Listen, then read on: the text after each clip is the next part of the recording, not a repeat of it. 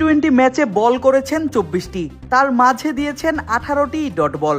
4 ওভারে খরচ করেছেন মাত্র 6 রান, সঙ্গে উইকেট আছে 2টি। ভাগ্য সহায় হলে মুস্তাফিজুর রহমানের নামের পাশে যুক্ত হতে পারত আরও 2টি উইকেট। তবে সেগুলো ছাড়াই মুস্তাফিজ যা করে দেখিয়েছেন তাকে এক কথায় বলা যায় অতি মানবীয়। আর এমন অসাধারণ পারফরমেন্সের পর ফিজ ভাসছেন প্রতিপক্ষ দলের সাবেকদের প্রশংসায়।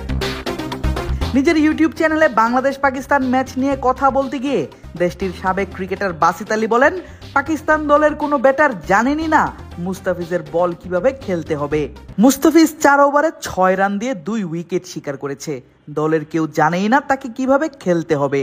আপনার দলে 8 জন ব্যাটার, কিন্তু সবার ব্যাটিং স্টাইল একই। মনে হচ্ছে খেলা গাদ্দাফি স্টেডিয়ামে হচ্ছে। পাকিস্তান দলের কারোরই পিচ রিডিং নিয়ে ধারণা নেই।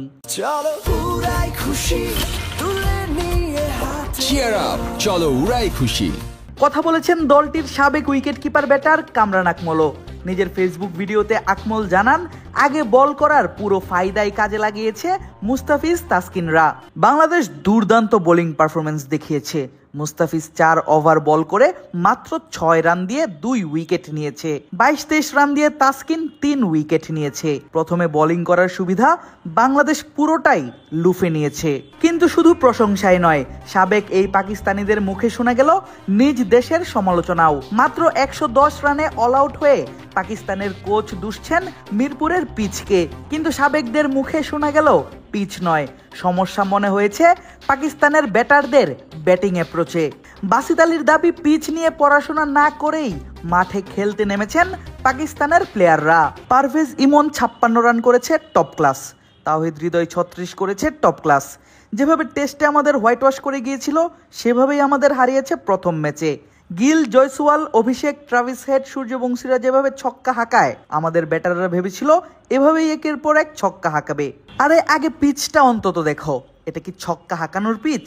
একই দাবি কামরান আকমলেরও। বাংলাদেশের কন্ডিশনে আরো বুঝে শুনে ব্যাট চালানো দরকার ছিল বলে মন্তব্য সাবেক এই উইকেট কিপার ব্যাটারের। প্রথম ওভারে 9 রান আসার পর মনে হচ্ছিল পাকিস্তান 200 রানের জন্য ব্যাট করছে।